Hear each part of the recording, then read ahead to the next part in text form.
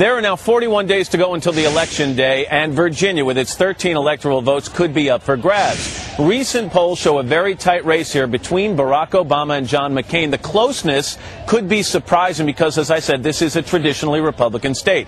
But some people are asking the question right now, is the Old Dominion turning a shade of blue?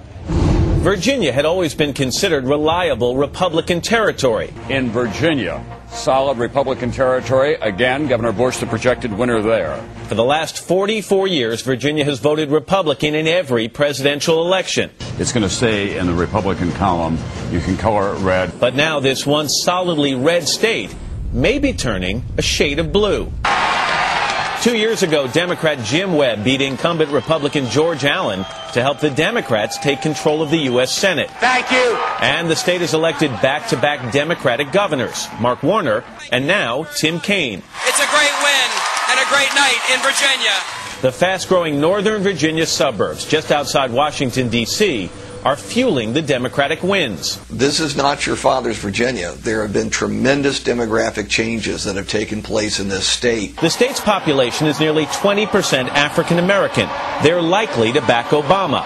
But it's also home to a large population of veterans, nearly 15%, who've traditionally leaned Republican.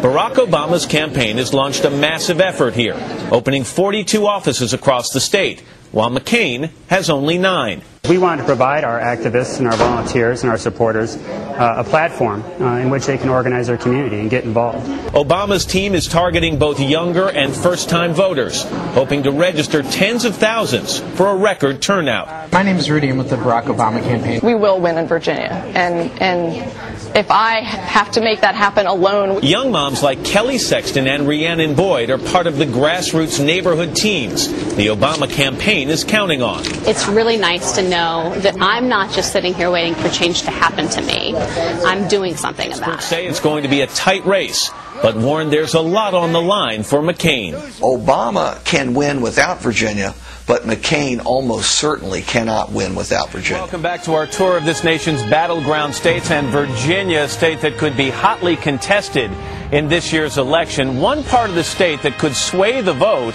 is actually north of us here. It's a place called Loudoun County, and that's where today's national correspondent Amy Robach is this morning. Amy, good morning to you. Hey, good morning, Matt. This area used to be rock-solid Republican. Loudoun County went for President Bush in both 2000 and 2004. But since then, it has seen a massive growth spurt in both the business and immigrant populations, and that has changed the demographics here. Last week, I spent the day with 2 different Loudoun County families, and I saw 2 very different points of view. From horse country to middle-class neighborhoods, Loudoun County is still one of the nation's fastest growing. But this distant exurb of Washington is hurting from the slumping housing market and high gas prices that hammer its long-distance commuters. We visited 250-year-old Leesburg, the county seat and site of a Civil War battle, and home of 2 American families. Ann Jansen told me about first meeting Barack Obama. I said to him, you have a gift. Shine your light. Ann is a homemaker and mother. Hey, Car, how was your day? Husband Stacy works as a defense contractor. Neither is affiliated with the Democratic or Republican parties, but this election, they support Barack Obama. What is important to the 2 of you as a family, as a couple? Oh, well, everyone's talking about the economy, so we definitely talk about the economy, and we talk about we don't want 4 more years of the same policies that have failed. Does McCain equal more of the same to you? Absolutely. Absolutely. Ann says she feels bombarded by all the political ads. John McCain, we just can't afford more of the same. Experience and leadership in a time of crisis. I think Loudoun is representative of a change that's taking place in much of Virginia politics, and that is that many of these outlying suburban or exurban communities have really started to turn purple. Liz Burns. Chuck, really quickly, there's about 280,000 newly registered voters in this state. Who are they? How many of them, by the way, are younger voters? Well, a lot of them are younger. A lot of them are African American in the southwest part of the state, in the Hampton Roads area. And if that is where he is able to just change the electorate, he will change the state. And let me show you how important it is, Matt.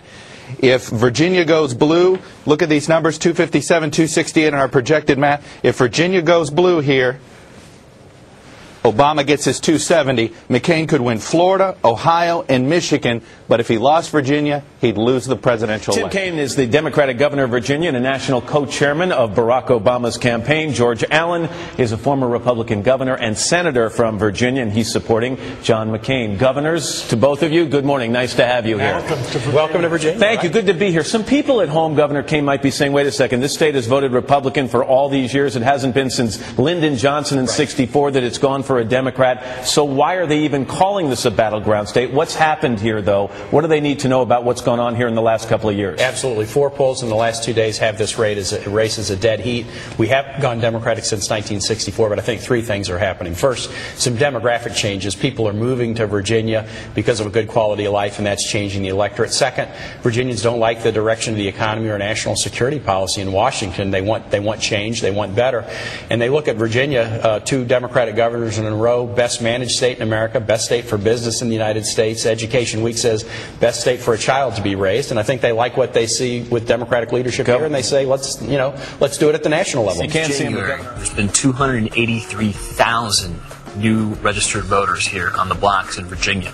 Of that 283, 62% are under the age of 35. Explain how that statistic will have an impact on the 2008 presidential election. The fact that so many of these new voters are young is a very good sign for Obama, and one reason why he can be competitive in a state that's been red since 1964. The University of Virginia is a school founded on the ideals of Jeffersonian democracy.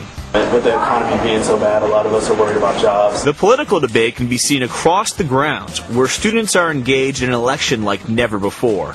I think the last 4 years have given students a real sense of empowerment in that their vote can matter and who becomes president can matter. Are y'all registered to vote?